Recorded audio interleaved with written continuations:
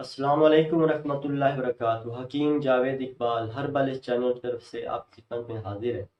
آج جس موضوع کے اوپر ہم نے بات کرنی ہے وہ ہے حاملہ خواتین کے متعلق، کہ بعض دفعہ حاملہ خواتین کے رحم کے اندر کیا ہوتا ہے، بچہ دانی کے اندر کیا ہوتا ہے کہ پانی کی کمی واقع ہونا شروع ہو جاتی ہے۔ یعنی جو جنین ہے، جو اندر بچہ جو ہے وہ صحیح طور پہ اندر پرورش نہیں پا سکتا، اور خواتین بیچاری بڑی پریشان بھی ہوتی ہیں کہ ہمارے ساتھ یہ مسئلہ پیدا ہو رہا ہے۔ تو اس بچہ دانی کے اندر پانی کی کمی کے بارے میں یہ آج کی ہماری ویڈیو ہے۔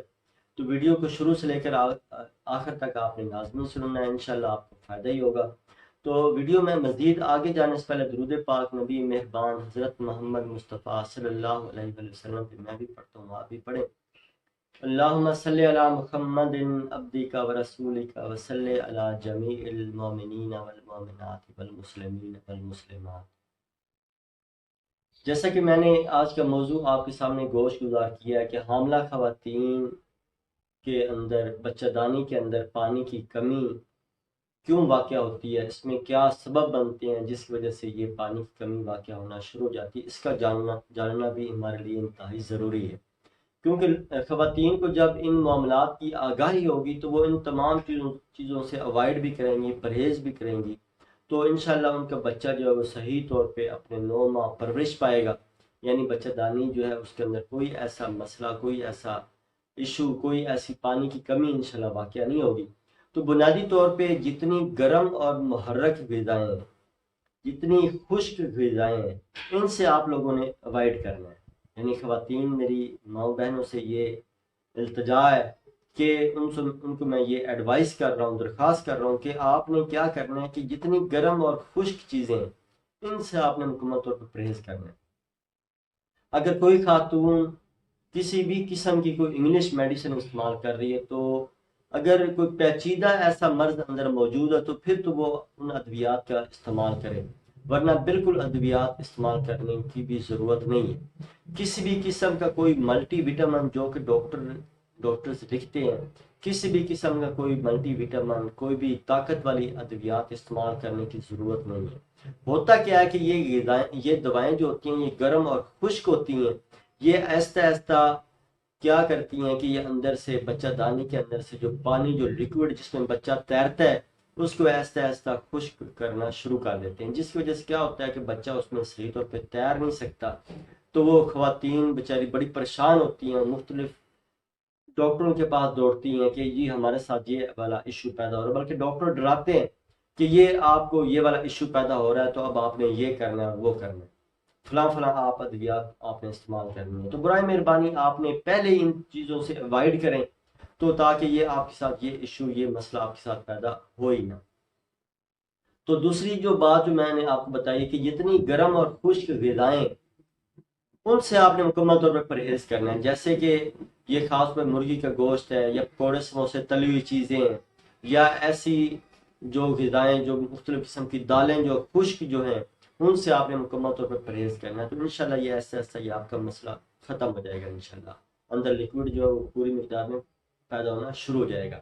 اس کے علاوہ غذا میں آپ نے کیا کھانا ہے، اس میں کدو ہے، ٹینڈے ہیں، شلجم ہے، گاجر ہیں، مولیاں ہیں، اس کے علاوہ کھیرے ہیں، یعنی جتنی یہ پانی والی جو سبزیاں ہوتی ہیں جن کے اندر پانی موجود ہوتا ہے، ان کو آپ بے دریغ استعمال کریں، بے تحاشا استعمال کریں، زیادہ استعمال کریں۔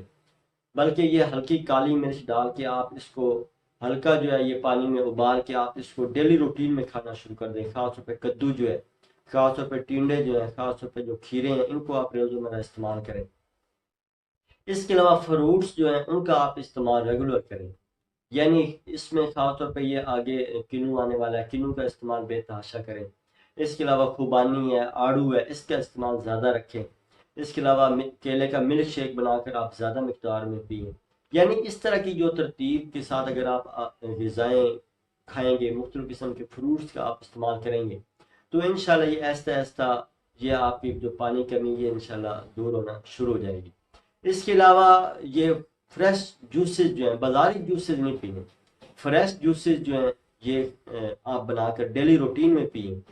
جیسے کہ آڑو ہے اس کا جوس بنا کر پئیں، جیسے خوبانی ہے اس کا بنا کر پئیں، امرود کا جوس بنا کر پئیں، اس کے علاوہ جو ہے مختلف جتنے بھی فروٹس ہیں ان کا آپ جوس بنا کر زیادہ مقدار میں آپ استعمال کریں تو انشاءاللہ جلد از جلد انشاءاللہ فائدہ ہونا شروع ہو جائے گا۔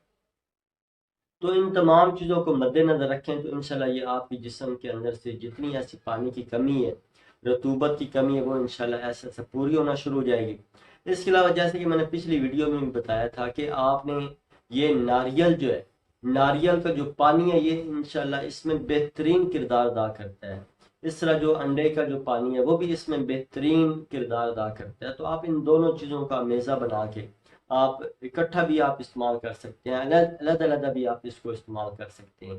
یعنی فریش جوسز جو ہے یہ آپ نے ڈیلی روٹین میں کم از کم 5-6 گلاس آپ نے ڈیلی روٹین میں پینا شروع کر دینا ہے۔ اور اس طرح یہ ناریل کا پانی اس کو ڈیلی روٹین میں آپ پئیں۔ اس کے علاوہ جو خاص طور پہ جو انڈے کا جو پانی ہے اس کا استعمال آپ زیادہ رکھیں، یعنی پانی میں ملا کے اس کا شیک کر کے آپ اس کو کم از کم دن میں 2-3 مرتبہ آپ لازمی اس کا استعمال کریں۔ گرم اور خشک غذاؤں سے آپ پرہیز کریں تو انشاءاللہ یہ ایسا ایسا یہ بچہ دانی کے اندر جو پانی کی جو کمی واقع ہو گئی ہے یہ انشاءاللہ پوری ہونا شروع ہو جائے گی۔ اللہ تعالی ہم سب کا حامی و ناصر ہو۔ اللہ تعالی ہم سب کو شفاء کلی عطا فرمائے۔ السلام علیکم ورحمۃ اللہ وبرکاتہ۔